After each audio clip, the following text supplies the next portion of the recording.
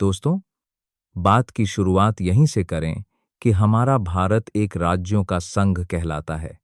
ये बात संविधान के अनुच्छेद 1 में साफ-साफ कही गई है। सोचिए, इतने अलग-अलग राज्यों का एक साथ रहना, यही हमारी ताकत है। मुझे हमेशा ये बात दिलचस्प लगती है कि हमारे संविधान ने एकदम शुरुआत में ही भारत को राज्यों का संघ कहकर उसकी विविधता को गले लगा लिया। वैसे नए राज्य बनाना या किसी राज्य की सीमा बदलना भी संविधान के ही प्रावधानों से होता है ना? बिल्कुल। चलिए, राज्य की बात से नागरिकता की ओर बढ़ते हैं। हमारे संविधान ने नागरिकता को भी अच्छी तरह से परिभाषित किया है। 26 जनवरी 1950 को भारत में रहने वाला हर व्यक्ति नागरिक माना गया। लेकिन इसमें पाकिस्तान से आए शरणार्थियों के लिए भी खास प्रावधान है। ये बातें संविधान में बड़े विस्तार से लिखी गई हैं ताकि नागरिकता का कोई दुरुपयोग न हो सके।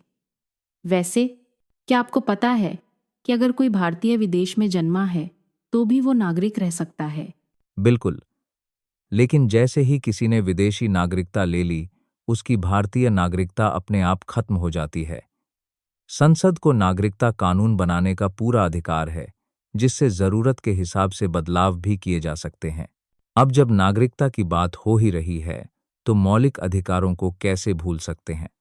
इन अधिकारों का मकसद ही है कि हर नागरिक को बराबरी और न्याय मिले, जैसे कानून के सामने सब बराबर हों, जाति या धर्म के आधार पर भेदभाव न हो। ये तो सबसे बड़ी खूबी है हमारे संविधान की। स्कूल में जब पहली बार आर्टिकल 14 पढ़ा था तो समझ आया कि सिर्फ किताबों की बात नहीं है, ये असल जिंदगी में भी हर किसी को बराबरी का भरोसा देता है। ठीक कहा आपने। और इसी के साथ अस्पृश्यता, बेगार, मानव तस्करी जैसी कुरीतियों पर भी रोक लगाई गई है। सरकारी नौकरी में बराबर मौका, 6-14 साल के बच्चों के लिए मुफ्त शिक्षा, इन सब ने समाज में बड़ा बदलाव लाया है। मुझे तो सबसे ज्यादा प्रभावित करता है अनुच्छेद 21। हर बच्चे को शिक्षा का अधिकार, क्योंकि शिक्षा से ही असली बदलाव शुरू होता है। वैसे मौलिक अधिकारों की बात में एक और दिलचस्प चीज है।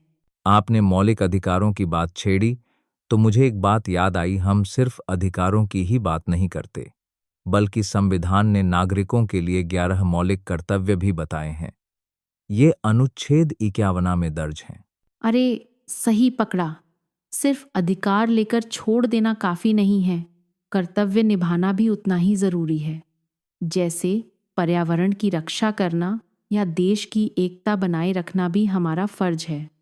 और नीति निर्देशक तत्वों की बात करें तो ये सरकार को दिशा दिखाते हैं, जैसे समाजवाद, समानता और गरीबों के कल्याण के लिए काम करना। नीति निर्देशक तत्व थोड़े अलग हैं, क्योंकि इनको अदालत में लागू नहीं करवाया जा सकता, मगर सरकार इनका पालन करने की कोशिश जरूर करती है, खासकर नीतियों में। अब लोकतंत्र की बुनियाद पर आए राष्ट्रपति, संसद और न्यायपालिका। राष्ट्रपति अनुच्छेद 52 के तहत भारत का सर्वोच्च संवैधानिक पद है।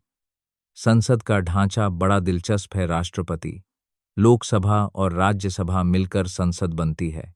मैंने अक्सर लोगों को लगता है कि राष्ट्रपति का रोल बस औपचारिक है, लेकिन असल में उनके पास अध्यादेश, वीटो और क्षमादान जैसी कई शक्तियां हैं। संसद में सांसद बनने के लिए खास योग्यता भी जरूरी है और बिल पास करने की पूरी प्रक्रिया तय की गई है। सुप्रीम कोर्ट की स्थापना भी हमारे संविधान में ही की गई है। ये न्यायपालिका का सबसे ऊंचा मंच है, जिसके फैसले पूरे देश पर लागू होते हैं। और हाँ, अगर कभी देश में आपातकाल जैसी स्थिति आ जाए तो राष्ट्रपति के पास विशेष अधिकार भी होते हैं। इतने मजबूत और संतुलित सिस्टम की वजह से ही हमारा लोकतंत्र चल रहा है। सेंट्रल लेवल के बाद राज्यों की बात करें तो राज्यपाल का पद बड़ा अहम है। हर राज्य में राज्यपाल होता है, जिसकी नियुक्ति राष्ट्रपति करता है और कार्यकाल 5 साल का होता है। राज्यपाल को भी कई विशेष अधिकार दिए गए हैं, जैसे अध्यादेश जारी करने की शक्ति। और स्थानीय प्रशासन की बात करें तो पंचायत और नगर पालिकाओं को भी संविधान में जगह मिली है। 243 से जुड़े अनुच्छेद इसकी मिसाल है। दिल्ली को तो 239 के तहत विशेष दर्जा भी मिला है। और कुछ राज्यों को, जैसे महाराष्ट्र, गुजरात या कर्नाटक, को भी अलग अलग अनुच्छेदों के तहत विशेष प्रावधान हासिल हैं। ये सारी व्यवस्थाएं मिलकर भारत को जितना विविध बनाती हैं, उतना ही मजबूत भी। वैसे अब जब हम संविधान के इतने प्रावधानों की बात कर चुके हैं, संविधान में बदलाव की बात करें तो अनुच्छेद 368 इसका रास्ता दिखाता है। वक्त के साथ जो चीजें बदलनी जरूरी होती हैं, उन्हें संसद संशोधन के जरिए बदल सकती है, जैसे कि हाल ही में अनुच्छेद 370 का हटाया जाना। मुझे यही सबसे प्रेरक बात लगती है कि हमारा संविधान इतना लचीला है, न समय के मुताबिक बदला जा सकता है, न ही उसकी मूल आत्मा खोए बिना। और पुराने 1935 और 1947 के एक्ट्स को खत्म करके एक नई शुरुआत की गई थी। आखिर में यही कहूंगा, संविधान ने एक ऐसा ढांचा दिया है जो विविधता, समानता और लोकतंत्र को साथ लेकर चलता है। बिल्कुल। और यही वजह है कि हर भारतीय को अपने संविधान का सम्मान करना चाहिए और उसे समझना भी चाहिए। तभी तो हम एक मजबूत लोकतंत्र बन सकते हैं।